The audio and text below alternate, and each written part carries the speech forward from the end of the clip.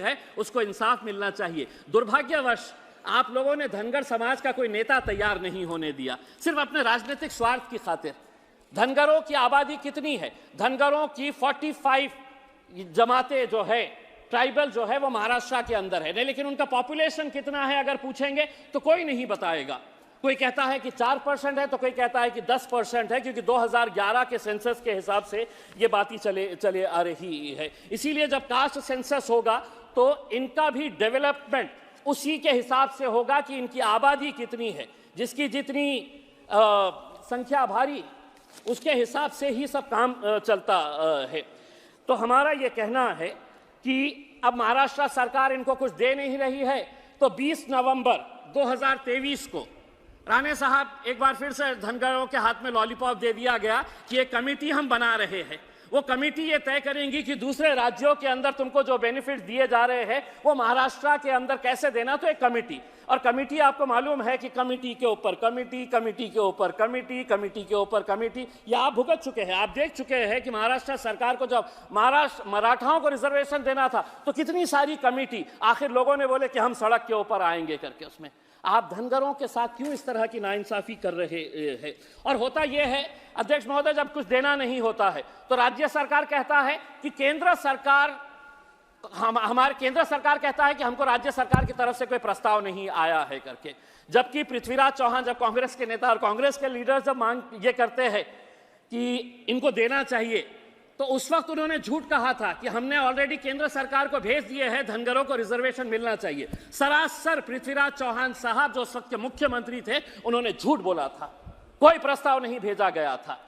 अब तो आपकी ही सरकार है, महाराष्ट्र के अंदर भी आप बैठे हुए हैं, केंद्र के अंदर भी आप बैठे हुए हैं, तो ये एक दूसरे के ऊपर इल्जाम लगाने का कोई फर्क यही नहीं है। आपको अगर सही मानों में इंसाफ देना है तो आप दे सकते हैं, लेकिन आप इसी तरह का महाराष्ट्र के अंदर आपको मालूम है कि धनगर समाज, अगर हम 48 लोकसभा की सीटों की अगर हम बात करते हैं तो 4 लोकसभा की सीटों के अंदर तो सिवाय धनगर का कोई आना ही नहीं चाहिए। आप अच्छी तरह से जानते हैं, बारामती पूरा टोटल उनका इन्फ्लुएंस है, माढ़ा पूरा टोटल धनगर समाज का आना चाहिए, शोलापुर, सतारा, ये 4 लोकसभा की सीटें। 288 विधानसभा की सीटों की अगर हम बात करते हैं तो कम से कम 35 से 40 विधानसभा की ऐसी सीटें हैं जहां पर सिर्फ धनगर समाज का ही प्रतिनिधि वहां से चुनकर आ सकता है। धनगर समाज का अध्यक्ष महोदय एक इतिहास रहा है। अहिल्याबाई होलकर का आपने नाम सुना होगा, एक महारानी थी जिसने अपने समाज के लिए 18वीं सदी में मालवा रीजन की वो महारानी थी, लेकिन उसकी पहचान महारानी बोल के नहीं है।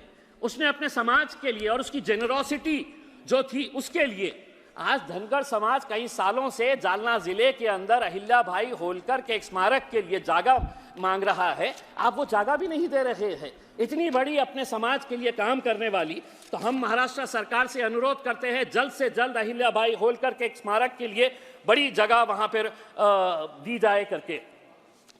दूसरा ये है कि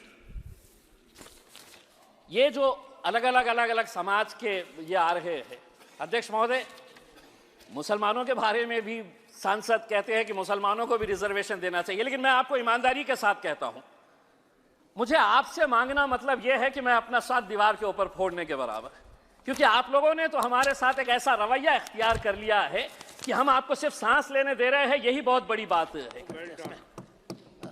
इसीलिए मैं आपसे रिजर्वेशन कैसे मांग सकता हूं? लेकिन अगर इस मुल्क को तरक्की करना है, इस देश को तरक्की करना है, तो आपको यह मानकर चलना पड़ेगा कि मुसलमान भी इस देश का एक बहुत बड़ा हिस्सा है, उसके साथ भी इंसाफ होना चाहिए। तो अगर आप सभी समाजों को साथ में लेकर जाएंगे जी। राणे साहब, जिस्म का एक हिस्सा अगर कमजोर हो गया तो वो ताकतवर जिस्म नहीं कहलाता है, वो अपाहिज हो जाता है, वो हैंडीकैप हो जाता है। इसीलिए आपको अगर इंसाफ करना है तो आप जिस तरह से आज ओडिशा और आंध्र प्रदेश के शेड्यूल्ड ट्राइब्स को इसके अंदर ऐड कर रहे हैं, मेरी ये मांग है कि धनगरों को भी आप महाराष्ट्र के अंदर जल्द से जल्द रिजर्वेशन देने का फैसला करिएगा, और कुछ इंसाफ मुसलमानों के साथ भी करेंगे, कभी ना कभी तो करेंगे। एक ना एक दिन आपको यह एहसास होगा कि नहीं, ये भी मेरा एक भाई है, इसके साथ भी इंसाफ होना चाहिए। श्री विंसेंट तेजपाला जी, धन्यवाद।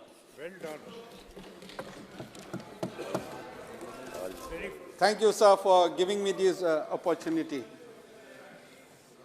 So I stand